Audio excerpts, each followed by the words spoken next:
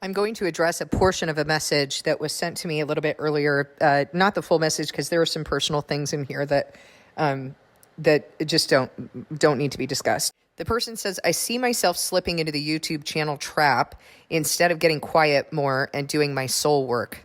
I confess sometimes I even feel like I'm idolizing my effort to return to God for my healing instead of communing with Him. It just seems that idolatry permeates every part of me. This is a pretty normal thing to become aware of in the beginning when God is calling you to Himself. That, previously when I share with you that when I would look at the 10 Commandments, for example, and, seems crazy that any of us would have thought, oh, all we have to obey is the 10 Commandments. No, the whole word tells us all of the commands that are required of us, and then His Spirit tells us even more. So, but anyway, when I used to look at the 10 Commandments, I would run down the list when I was a child, and I'd be like, I don't have to worry about that one, the idolatry one, because I attributed that to like bowing down to a statue or worshiping some sort of a thing, a piece of wood. Well, it turns out that is probably the biggest sin that we are guilty of, is idolatry in the world. There are so many things that we set up before God, and if we would just get to a point where we clear away all of the things, the distraction, the overindulgence. Some of these things, like food, are things that we need in our life, right? Like we need to eat. I've even shared with you that, I enjoy sewing, I enjoy canning. Those things can even become an idol in my life. If I am using something in order to distract from my time with God, that has become an idol. And so even with those things that we actually need, such as food, we need to step away altogether and spend time with God in order for those strongholds to be broken.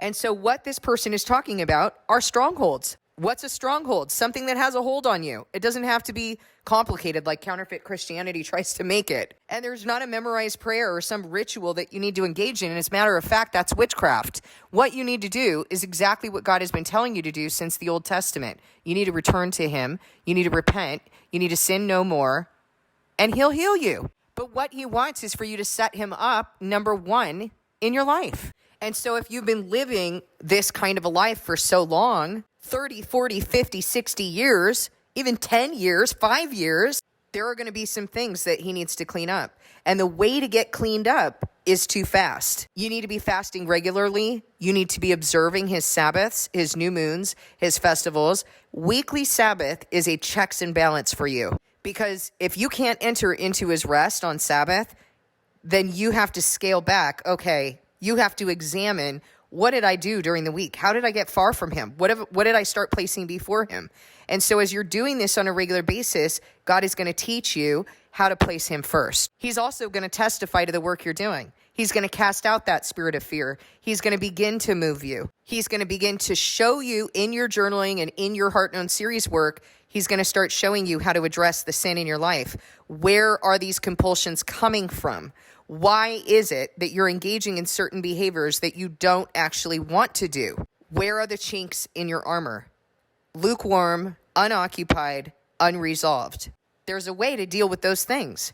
The problem is, if you're not dealing with your feelings, if you're not perceiving the things that He is raising to the surface for you to deal with, those will be the very chinks in your armor that the devil keeps slithering into and jacking you up, compelling you to behave outside of your integrity, compelling you to fight against the Spirit of God. You've got to be in the heart and spirit. You have to address the chinks in your armor. You have to be consistent and regular with the work. You have to remove all of the idols that you've been placing before Him. He will testify to the work, and He will break those strongholds in your life. Now let's take a look at the last couple sentences that this person shared. I confess sometimes I even feel like I'm idolizing my effort to return to God for my healing instead of communing with Him. It seems that idolatry permeates every part of me. Okay, so what does this mean? I feel like I'm idolizing my effort to return to God for my healing instead of communing with Him. Okay, what I would say about that is that you need to start journaling out what it is that you're feeling when you're doing that. There's something going on there that needs to be dug up. And I'm not talking about dug up in vain like they do in world therapies and things like that, where you're just like a gutted fish and you're just bleeding all over the place. No, you need to dig up. You need to become aware of what are the feelings that are related to this. What are the feelings that are leading to, and there's very limited information here, but I'm just going to give you some examples. What are the feelings that are relating to the compulsion? Are you in fear? Is this your default to just detach when you're feeling fear? Because that's a compulsion too. Like, we usually look at people who try to control situations and we're like, oh my goodness, they're so compulsive. But people who just freeze or run, avoid, cower, they are also in compulsion. They are also feeling that fear response, and it's even more insidious because you don't even see the reaction. Freezing, shutting down, running from, those are compulsions just the same as a person who is over-functioning and trying to control. All of the other things that you're worried about, that you're concerned about in life, once you have been restored in God, He's going to move you, and He's going to show you where He wants you to go. He's going to show you how to walk as a child of God, and He's going to show you how to manage the house He's placed you over. The most important thing that you do is remove all of those idols and return to Him. But see, I think that part of what this person is realizing is why the work that I describe in Heart Known series is so necessary. If you have, for example, unresolved traumas, unresolved suffering, that's all trauma is, and you have not resolved that suffering, and so now that suffering is affecting your life. Now that suffering is a gaping hole in your armor where the enemy is able to slither in and compel you and do all of these things that the world calls flashbacks and all that kind of stuff. And they even describe these things as an attack. And it is an attack, but it's not an attack of a condition or a syndrome. It's an attack by a spirit that's been allowed in there for a reason. Because if you've been spurning God's ministry, He's been sending certain things in your life in order to grow you, in order to teach you, in order to mold you and move you and cause you to understand certain things that you couldn't understand otherwise. If you're going to spurn that, then He's going to send you consequences to motivate you to actually address it. When people say things to me like, oh, I'm codependent, for example, what they're telling me is that they have something unresolved in their past that is causing them to either set up themselves as an idol or another person as an idol. And that is combining, that unresolved suffering is combining with the desires of their flesh to not feel the pain or the terror or the fear or whatever else is associated with that original experience. And now their flesh is able to take over. And you know what? In order for that to be healed and in order for you to be changed, you're going to need to address the things that God has sent in your life, even if you think they were unfair. I don't think that it was fair that I was born into the situation I was born into with my father. But you know what I believe more than anything, more than what psychology and the world tell me, is that I have a sovereign father. And He chose that father for me, that earthly father. He chose that family. He chose those experiences because He knew what He was going to do with it. Because in my weakness, He was going to be glorified. And He's glorified every day that I'm doing this work. He's glorified through my testimony in those books. He's glorified through my healing and the healing that I walk with people to experience, teaching them, shepherding them. God has known what He was going to do with it. And He's also taught me certain things that I wouldn't be able to understand otherwise. He established things in the Bible like slavery in order to help us to understand what happens when you are a slave. I mean, if you're confused about that, then what does Jesus say in John 8:35? A slave is not a permanent member of the family, but a son has a part in the family forever. The slave does not remain in the house forever. The son remains. Is He using an example of something that He has established in order to help the Israelites to understand what it means to be adopted into sonship to the Father, what it means to be a slave to sin, and that you're going to have to make a decision? Well, you know what? Slavery isn't like a pleasant thing, guys. And neither was my childhood. And neither are some of the pains and traumas and experiences that you've been through in your life. But you're going to need to learn how to receive what God has intended in your life so that you can be built by Him. And it's going to need to stop being a chink in your armor that the devil is able to slither into to compel you. Those are strongholds. And so what is needed in this situation that we're talking about? What is needed when a person is idolizing their effort to return to God and they're being disconnected, they're not able to commune with Him? What I hear in that situation is that you have an automatic default to shut down, to disconnect. And I want to be careful how I say this. Please, take this with love.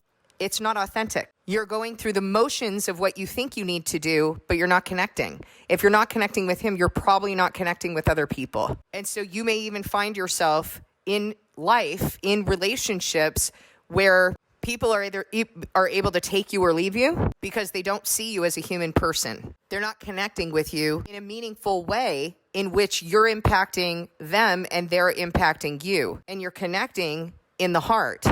If you're engaging superficially, it's going to be difficult for anybody to feel loyalty to you because they really don't connect with you. It's kind of like, it's not an uncommon thing. It's not just you. It's kind of like what we're experiencing in the world right now with people who are totally disconnected on their technology. They don't care about other people, so they're able to ghost them super easily. I mean, I've complained about it. I've told you, I've lamented with you about people just ghosting me after, months of me being there for them for free. I mean, that's crazy that would be something that would happen in God's community, in his people, that they think that they can just ghost people. That's lunacy, isn't it? That's where we're at, isn't it? So these things that I'm talking about are going to be important for you to address. What is it that you're feeling when you shut down? And if you're shutting down, there is likely something in your history that you learned how to do that somewhere. I don't know if you had a dominant parent that kind of took over emotion, but you're going to have to trace it back, and it's no one else's job to do that for you. If your parents were here right now and they said, you know what, so-and-so, we know that we did you wrong and we want to fix this, and, from now on, we're going to be perfect parents to you. The time's come and gone. If you're an adult, that time is come and gone, and God has designed you in order to understand that, yes, you had fallible parents, fallible human beings in your life, that human beings are fallible, but that you have an infallible Father in heaven. What are you going to choose? What's it going to be?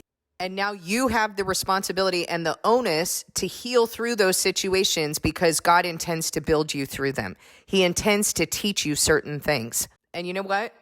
This might be the very thing, and I've seen this over and over, this might be the very thing that he uses in order to heal your family, in order to bring your family into him. So yeah, you're going through a hard time, but you know what? He's the only one. He knows exactly what he's doing right now. You can trust him to have a good plan for you. Even though it's painful, you can trust him that his intention is to heal.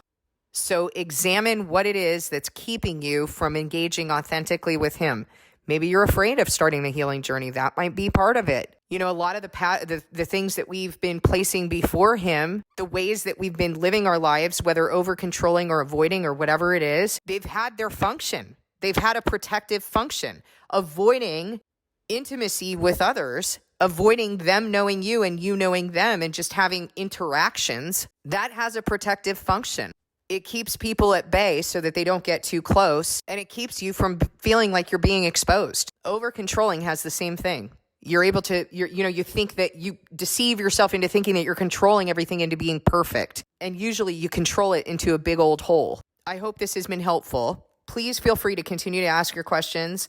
If someone sends me an email, I'm not going to share who the person is. I'm not going to share personal details, but I might take one or two sentences just to address this issue for the benefit of all. Please discern this message with God.